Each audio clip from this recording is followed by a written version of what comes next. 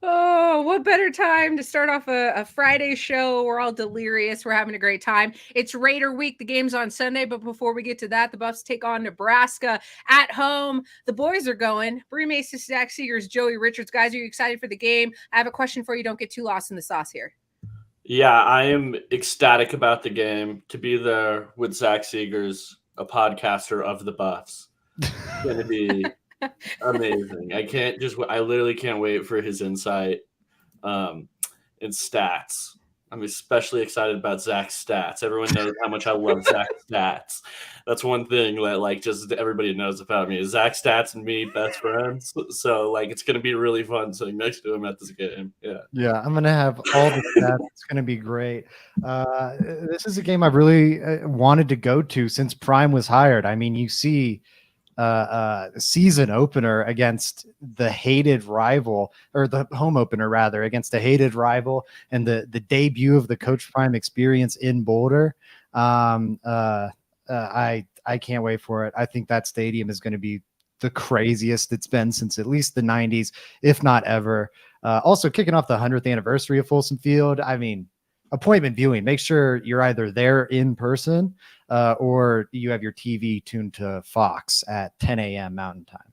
And then Tuesday night, this time, 6 p.m., circle back to this channel. We've got Mario Vitanzi and me, and we'll break down the game and look forward to the other rivalry game against CSU. Love it. Absolutely love it. Guys, the Denver Broncos are ranked number 1 in the NFL for home opening wins. So week 1 wins. I shouldn't say home opening. I should say week 1 wins.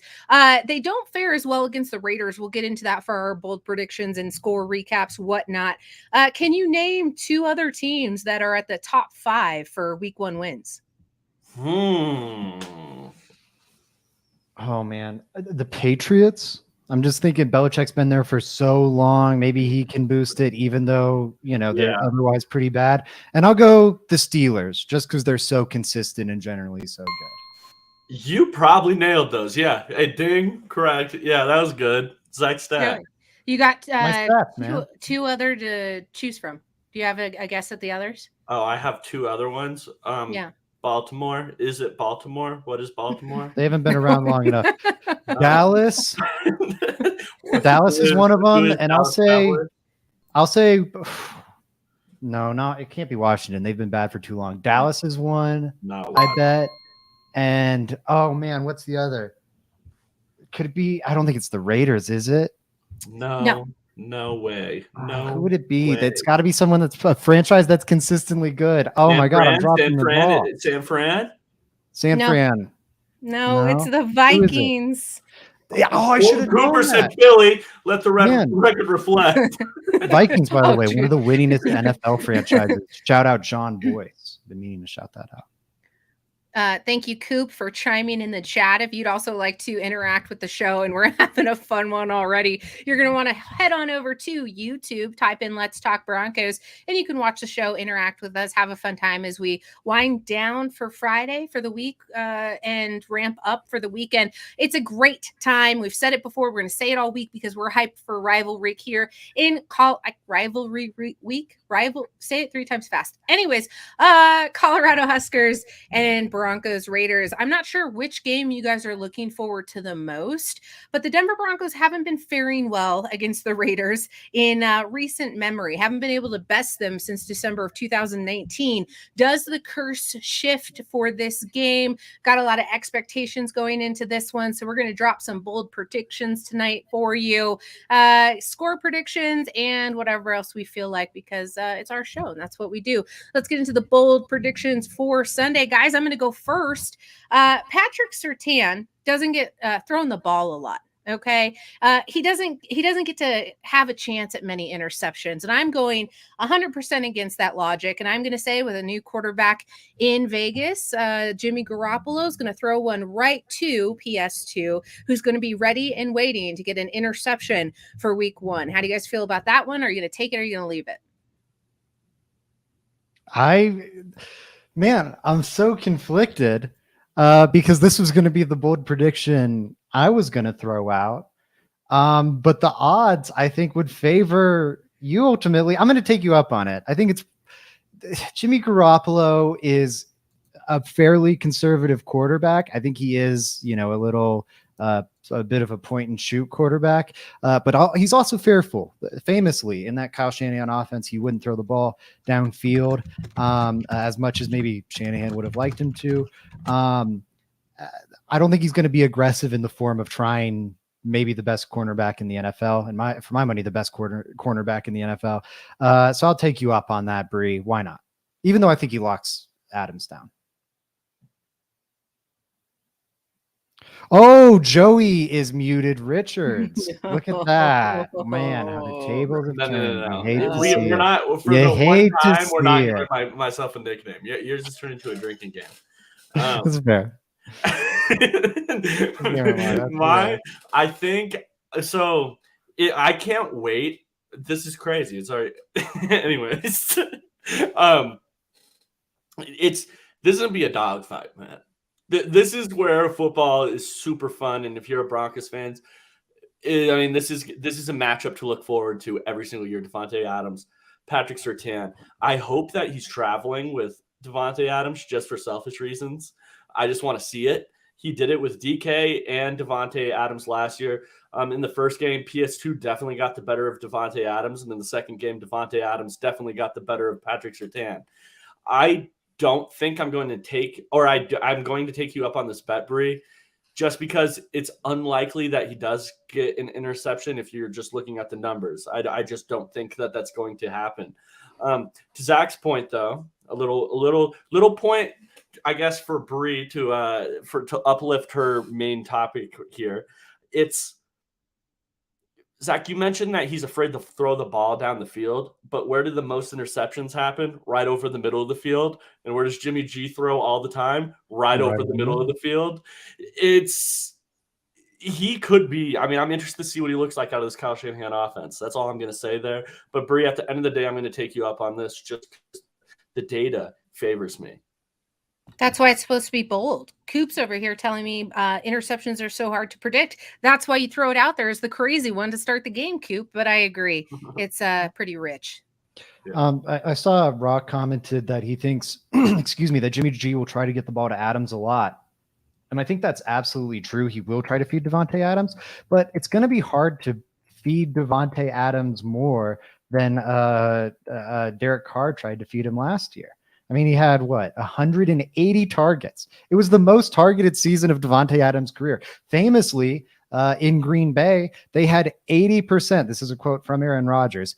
80% of pass concepts had Davante Adams as the first read, as the primary read. He had 11 more targets in that 1 year in Vegas than he had in any season in Green Bay. It's going to be hard for Jimmy G to be matching the numbers we saw last year. And I don't know did Surtain get an interception? I think he had one targeted to Adams last year. He had 0 or 1. So I feel confident, even though I was going to throw it out there. So I'm kind of talking out of both sides of my mouth. Okay. Interesting. Bree, if there is a week to get Patrick Surtain a pick, this might be it, though. So I'm not mad at the pick because just like if he's following their primary wide receiver, the one that they traded everything for, and that they're going to try to feed him the ball, Patrick Surtain's following him. It's not a bad chance. If an interception is coming, it might be this week. Let me just throw out there too. When has anything that the Raiders done been logical lately in the past in general? Be interesting to see what direction Josh McDaniels does go with this game. Do you guys know if the Raiders played their starters during the preseason? I believe they did, right? Did they not? I'm not exactly sure. Think so. I think they might have because I remember they blew out the 49ers. I'm not going to pretend like I've watched Raiders preseason. I didn't either. It looks like last Saturday, the Raiders head coach Josh McDaniels decided some limited playing time against the Rams. They probably did in the weeks in the past for sure. Yeah. That means that they played their starters. If they played them in the last game, they played their starters in the preseason. So yeah, that's interesting. That's interesting. I don't know how much of a factor that'll have on the game though. I do know though, like some of those offensive line positions that the Raiders have up there, they were having training camp battles for them. So those preseason reps probably did come in handy. Yeah, I agree. Sorry, I was looking for preseason stats, and I saw the top 5 in passing yards. I was going to see if starting quarterbacks played. Top 5 in preseason passing yards: Will Greer, Kyle Trask, Malik Willis, Aiden O'Connell, Drew Lock. I just love that.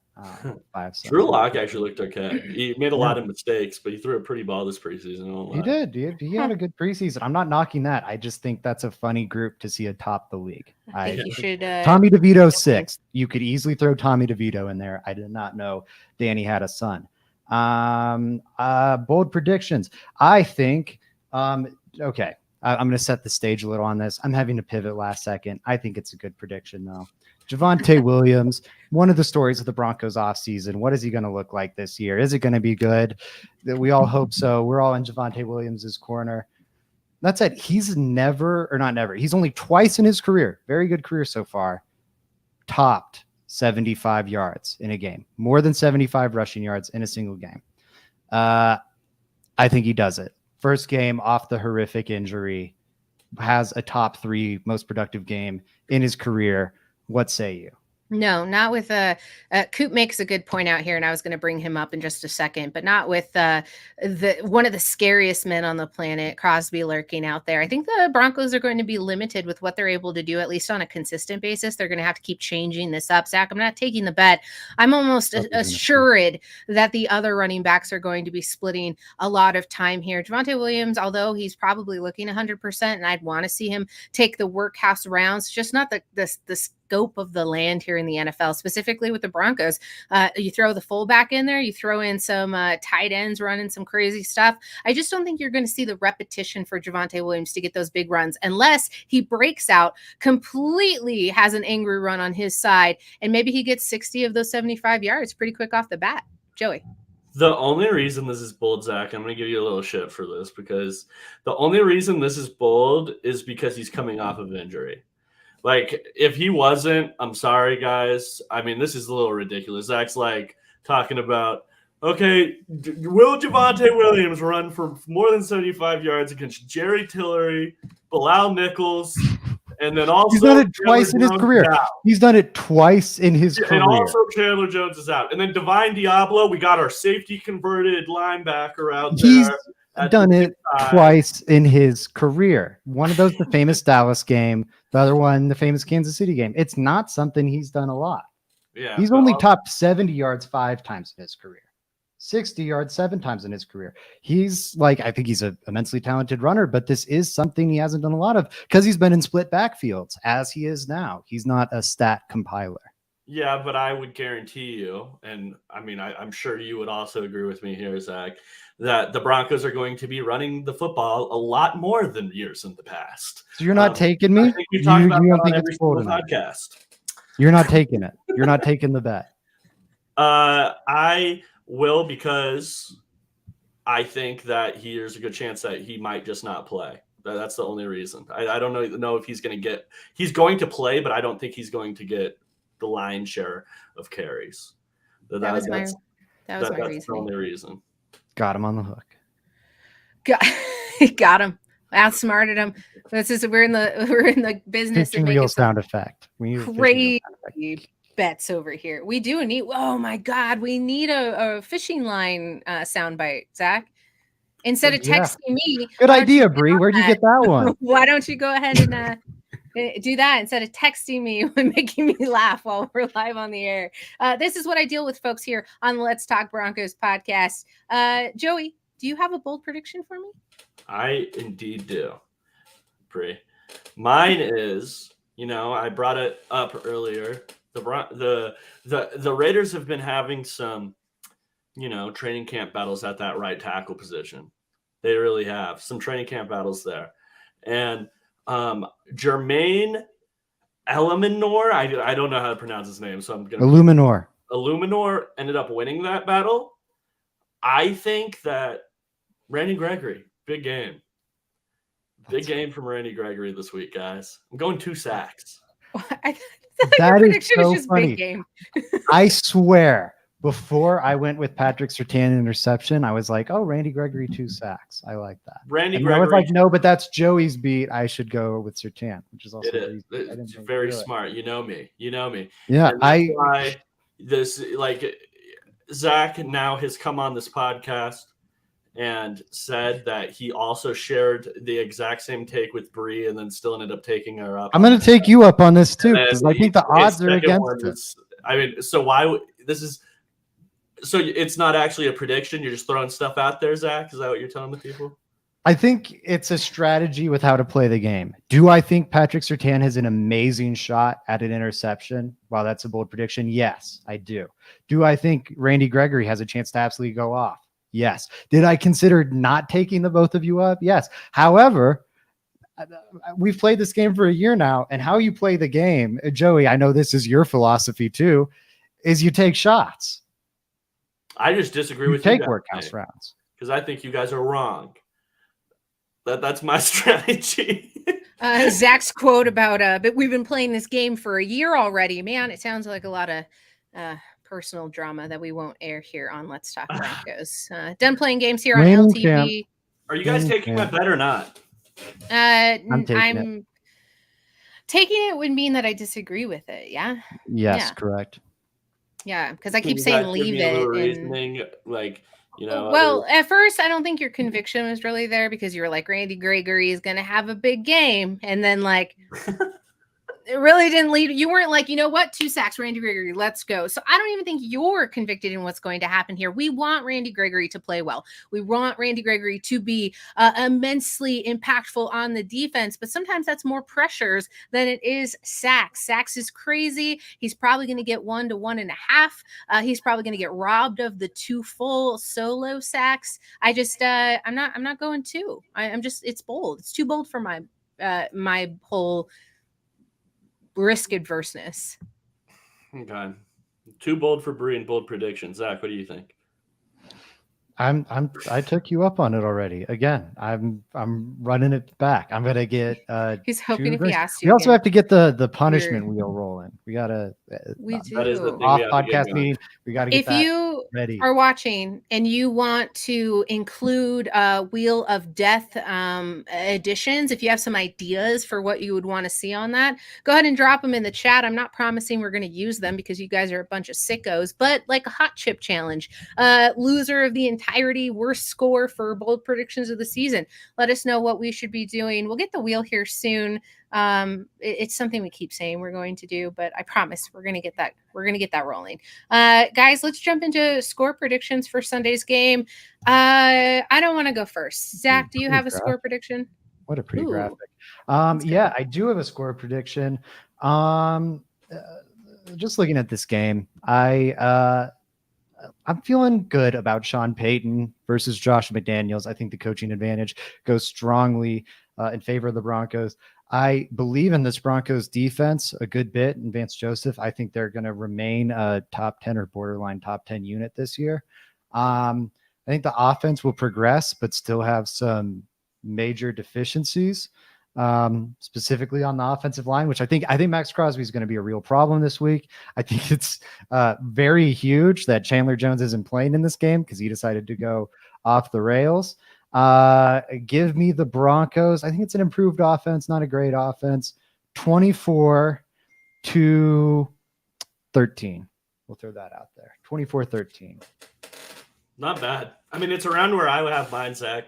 I just have them winning a little better than that is all. I still have the Broncos points at 24, like you, but I'm going 10 for the Raiders. I don't think the Raiders are going to be able to score. I don't think they're going to be able to score. I don't believe in this offense this season. I think Josh McDaniels is one of the better play callers in the NFL. I really do believe that. I remember that combo. Yeah, I mean, I'm not going to get into it. I'm not going to do it. High ceiling. He's one of the best play callers in the league. I don't think there's any debate there. There really isn't. His big downfall is him as a head coach. As an offensive coordinator, he's like the best. So great play caller, doesn't have the talent, and he gets in his own way. So I'm going 10 points for the Raiders, 23-10. I like the 10 points. I was going to pull a 10-point differential here, go but let me pull a couple of them from the chat. D-Bronx says 19-11. That's a crazy one. Rock says 27-20. Okay. I like that. Okay. I mean, I don't hate any of those. I'm having a hard time here. Ladies and gentlemen, the games haven't been close lately. The last time that it was close, looks like it was in 2021. It was okay. All right. Let's go a 10-point differential here, 27-17. And I do think the Broncos can pull this off. I think that they can win by 2 scores. I don't know. If it doesn't happen, D-Bronx had a question to start the show on whether or not this game was a must-win or can't lose. A great conversation to be had. I think against this rivalry that hasn't been competitive for a while. It's the same conversation that we have with the Kansas City Chiefs. But the Denver Broncos are embarrassed at every turn, specifically against the AFC West division. Let's talk a little bit about what a win means here and a convincing win does for the momentum of this team. We haven't done a season-wide breakdown. We're not going to do so, but this is our opportunity to talk about how important it is that the Denver Broncos start off strong. Do you think tempers in Broncos country change if they lose by 10 points to the Raiders? Like, how does that change all of the offseason preparation? I think it would change it a good bit. Yeah. Like, sorry, Joey. I think it depends how they lose by 10 points. If they lose 27-37, I think the Russ optimism and Sean Payton, that whole side's maybe still there, but the world is going to be coming down on Vance Joseph. If they lose like 20-10, it's like, hey, the defense is still the same old Broncos, good defense in the offense, and Russell Wilson looks like an absolute nightmare. So I think there'll be like some of that, but I do think this fan base has like heard patience preached enough that they buy into it fairly strongly, whether or not it is the right path. So I think it'll any of cries of outrage will be tempered some. How the offense looks is so huge to me. Like, do you see the Sean Payton? And it's not going to be perfect week 1, but can you see like it's stepping in the right direction? To D-Bronx question, like if it's more of a must lose or a must win or a can't lose, I'd say it's more of a can't lose. Like the Broncos have to look respectable in this game. If they lose like a good, tough football game, I don't think people will be that mad about it. But if they just are sloppy and poorly coached, it's like Hackett all over again against the Seahawks, I think it'd be a meltdown, because it's like, what the fuck? We hired Sean Payton and this team is still in meltdown mode. That would be extremely concerning. I do have to remind everyone how that Seahawks game went. That was more than just penalties. The kick, the everything right there at the end, the play clock stuff. That was crazy. So if it comes down to that, I will come on this podcast and be like, I was wrong about Sean Payton. But how many times has that happened in the NFL? Once. That was the worst coaching performance year I've ever seen. Just like all around, I thought it was just terrible from Nathaniel Hackett. I do have to say that. I thought it was literally atrocious. I'm still trying to figure out what Justin Otten did to this day. You have no answers. And then, so yeah, I don't know. Will it change? It definitely will. I mean, it's week 1. Bree, I would be shocked that if I don't log on Twitter tomorrow and I am not seeing half of our fan base calling our 4th round draft pick a bust. That's how week 1 works. That's how week 1 works. It's reaction week. It is. Exactly. So either way, it's going to be, we're going to the Super Bowl or it's doom or gloom. It just is what it's going to be, and there's no way around it. You're going to see the overreaction, Joey. You're right. It doesn't matter if they win or lose. You're going to get an overflow of this is what we're going to do here on the podcast. We're going to say, what was your initial thoughts to the matchup on Sunday? But those instant reactions, the first 12 hours where people are either really excited or really upset, you saw it happen after last night's game. Everyone's calling Kansas City over and done with. But you know what we didn't do here on the Let's Talk Broncos podcast is we didn't get tattoos of an inevitable 20-0 run like Nick Wright did. Is there any worse NFL cold take in existence than that one that seemed to have happened almost instantaneously? I'll say this. It's lame how he didn't stand on it. If that's going to be your whole shtick, because you're doing a shtick, like tattoo the numbers 20-0. Like if you're going to be a clown, wear the makeup, like don't write what is it? Never a doubt is what the tattoo said. Okay. That's a chicken move. If the prediction is, look, I got a tattoo to say it was 20-0 and this is how confident I am in the take. Like if you're going to go through the hassle of getting a tattoo, get the actual tattoo. Don't you're going to do this whole song and dance. Look how strong I believe in this take. I got a tattoo for it. And then the tattoo is like only tangentially related. I don't know.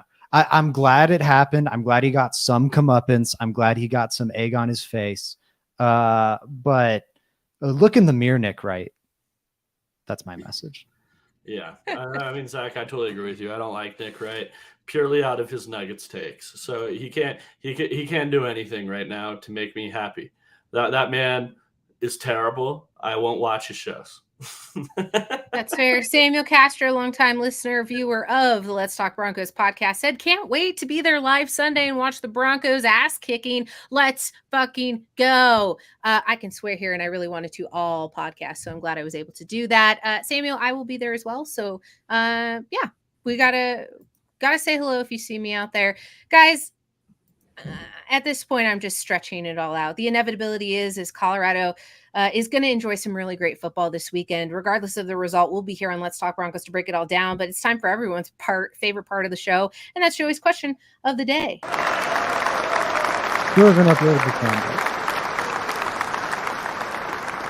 Let's go. Let's go. It is everybody's favorite question of the day. That were some My question, guys, is... we're going to the CU Nebraska game next week or tomorrow. Zach and I are. I want to know, Zach, now with your new podcast on the Let's Talk Broncos, if you guys want to go find that, go right under. Zach, I want to know your season prediction for the Buffs. How many games do they win?